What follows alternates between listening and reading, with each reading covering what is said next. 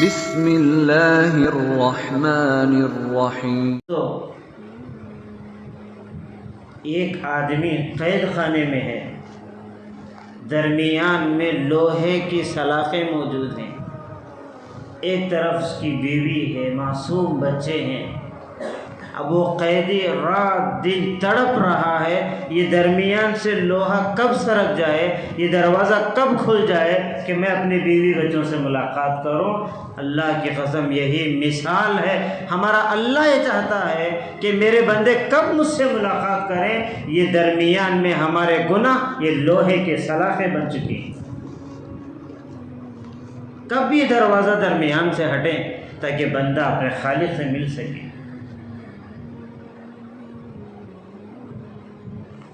اس سے پہلے بھی یہ بات بتایا تھا کہ ایک بندہ عبادت کرتا ہے، گناہ سے نہیں بچتا، ایک بندہ عبادت کم کرتا ہے، گناہ سے بچتا ہے، اللہ کو یہ بندہ بہت محبوب ہے۔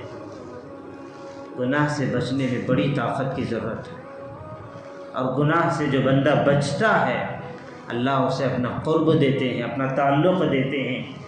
حضرت ابو الحسن خرقانی رحمۃ اللہ علیہ بڑے زمانے کے اہل اللہ اہل دل گزرے ہیں۔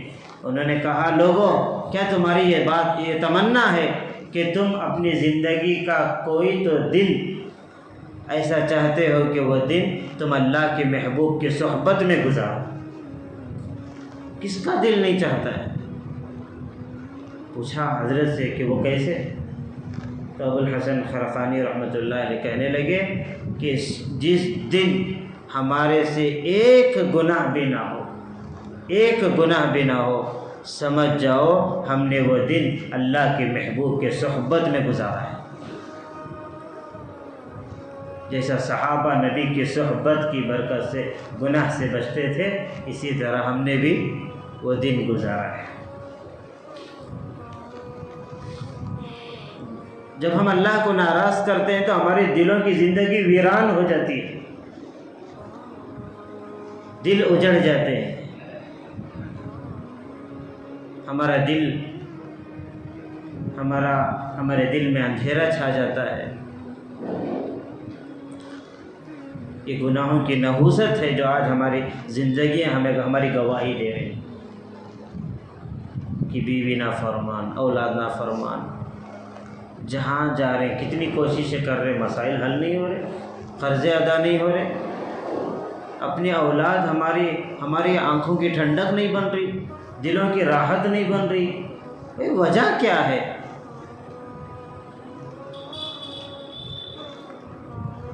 اللہ کی مار، اللہ کی لاٹھی کی جو آواز ہے وہ بے آواز ہے، وہ آواز نہیں سنائی دیتی، لیکن زندگی ایسی بن جاتی ہے، آدمی نرم بستر پہ سوتا ہے لیکن محسوس یہ ہوتا ہے کہ میں نے کانٹوں پہ سویا۔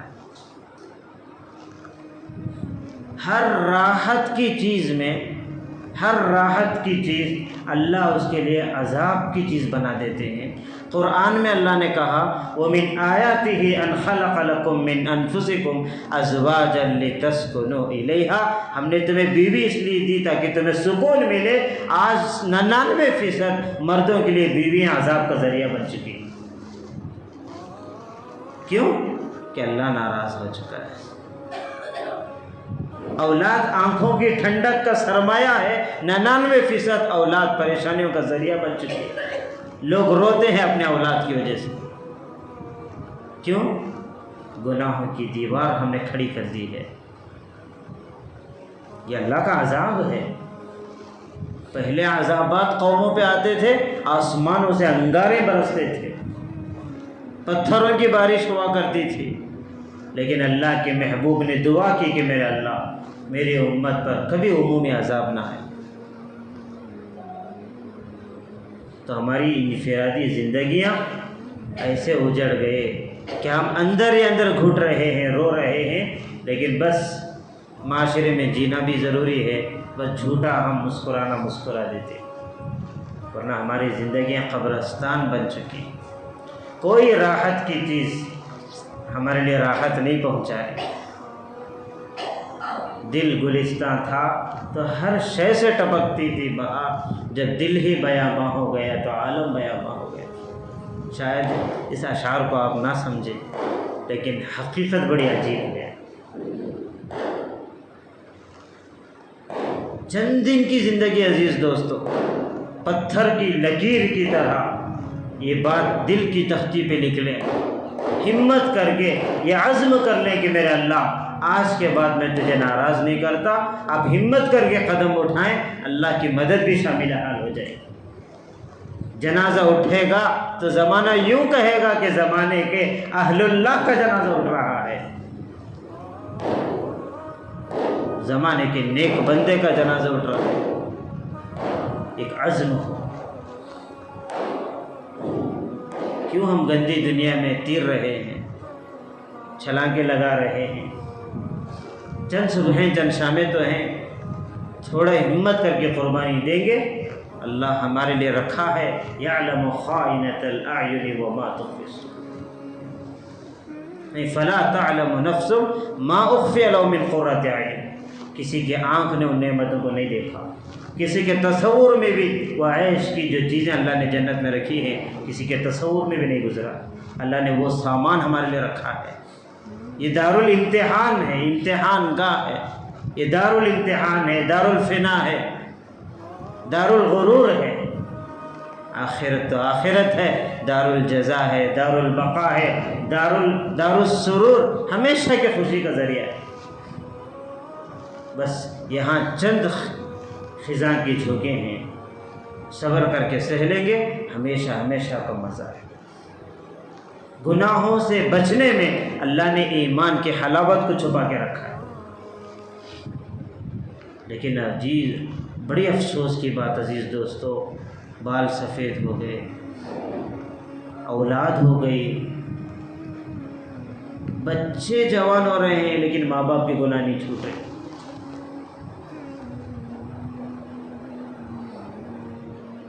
ان گناہوں نے ہمیں کہاں تک چھوڑ دیا ہے۔ بڑی خطرے کی چیز ہے۔ کسی معمولی سے معمولی اور چھوٹے سے چھوٹے گناہ کو بھی چھوٹا سمجھ کر کریں گے تو چھوٹا گناہ بڑے گناہ کا دروازہ کھولے گا۔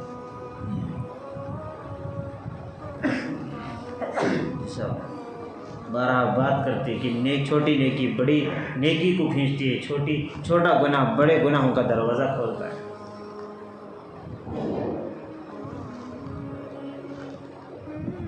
وَذَرُوا ظَاهِرَ الْإِثْمِ وَبَاطِنَهُ، ظاہری باطنی سارے گناہوں کو چھوڑنا ہے۔ اپنا ظاہر بھی ایسا بنائیں کہ ظاہر کو بھی اللہ تعالیٰ ظاہر کو دیکھ کر اللہ ہمیں معاف کر دے۔ ظاہر بنانا ہے، باطن بنانا ہے، ظاہری گناہ سے بھی بچنا ہے، باطنی گناہ سے بھی بچنا ہے۔ اپنے آپ کو بنانے کا یہ وقت ہے عزیز دوستو۔ یہاں بنائیں گے تو قبر میں چلیں گے، یہاں نہیں بنیں گے تو قبر میں نہیں چلیں گے۔ ایسا ماں کا پیٹ بچے کی بننے کی جگہ ہے، صحیح سالم بن کے دنیا میں آئیں گے، دنیا میں چلیں گے، ورنہ ڈاکٹر کہہ دیں گے بھائی جہاں بننا تھا بن نہ سکے، اب یہاں نہیں چلیں گے۔ تو یہاں روحانیت کے اعتبار سے، ایمانی اعتبار سے، اعمالی اعتبار سے یہاں بنانا ہے، یہ بننے کی جگہ ہے۔ یہاں اگر نہیں بنائیں گے اپنے آپ کو تو قبر جو آخرت کی منزلوں میں سب سے پہلی منزل ہے، وہی کہہ دیا جائے گا جہاں بننا تھا بن نہ سکے، اب یہاں نہیں چل سکتے۔ اس وقت کا افسوس، اس وقت کا رونا کچھ کام نہیں آتا۔ کتنے سالوں سے ہم سن رہے ہیں، لیکن عزیز دوستو وہ دن کب آئے کہ جو ہماری زندگی بدل جائے؟ کب کس وقت بلاوا آئے گا یہ اللہ ہی بہتر جانتا ہے۔ واحد سواری ہے موت کی، واحد سواری، یہ نہیں دیکھتی کہ مسافر تیار ہے یا نہیں ہے۔ دنیا کی سواریاں اگر تیار ہیں تو آتے ہیں تو آ جائیں، نہیں آتے تو رک جائیں، لیکن موت کی جو سواری ہے، اینما تکونوا یدرککم الموت ولو کنتم فی بروج مشیدہ، ہے کوئی طاقت؟ لوہے کا قلعہ، لوہے کی دیواریں، بنا لیں، اپنے آپ کو بچا کر تو دکھا دیں۔ آج تک کوئی بچ نہ سکا تو ہم کیا بچیں گے؟ اس لیے تھوڑا ہمت کر کے نیت کریں، سب سے پہلے اپنے ظاہر سے شروع کریں کہ میرا اللہ زمانہ ہزار مذاق کرے، میرا چہرہ میرے نبی کی طرح ہو، میرا لباس میرے نبی کے لباس کی طرح ہو، سفید لباس کی عادت ڈالیں۔ سفید لباس، حدیث میں آتا ہے سفید لباس اللہ کا ذکر کرتا ہے اور اس ذکر کا ثواب پہننے والے کو ملتا ہے۔ مفت میں کتنا اللہ نے ہمارے لیے نیکیاں رکھے ہیں۔ سفید لباس، ایمان چاہے ہمارا کمزور صحیح، لیکن راستے میں چلے کوئی دیکھے تو کہے کہ مسلمان جا رہا ہے۔ اپنی شکل ایسی بنائے، اپنا ظاہر ایسا بنائے۔ ظاہر کی بھی بڑی یہ تاکید قرآن و حدیث میں آئی ہے، معمولی چیز نہیں ہے اپنا ظاہر نبیوں کی طرح بنانا۔ حضرت موسیٰ علیہ السلام کے مقابلے کے 70,000 جادوگر آئے، 70,000 فرعون نے جمع کیا، اور اس زمانے کا دستور تھا کہ جب بھی مقابلہ ہوتا تو جو مقابلے کے لیے آتا اسی کا طریقہ، اسی کی شکل، اسی کا ظاہر اپناتے تھے۔ سارے جادوگروں نے موسیٰ علیہ السلام کے ظاہر کو اپنایا،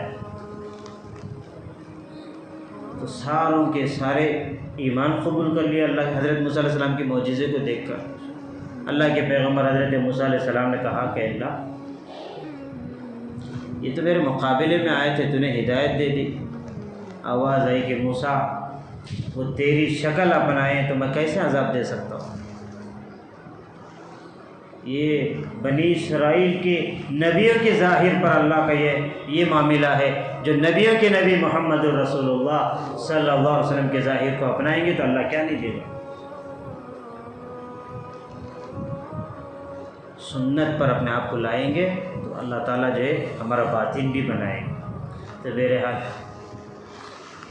اللہ تعالیٰ جو ہے ہمیں ہر وقت ہر جگہ گناہوں سے بچنے کی، تقوی اختیار کرنے کی اللہ ہمیں توفیق عطا فرمائے۔ اللہ ہمیں مقبول ترین بندوں میں اللہ ہمیں شامل فرمائے۔ وآخر دعوانا الحمد للہ رب العالمین۔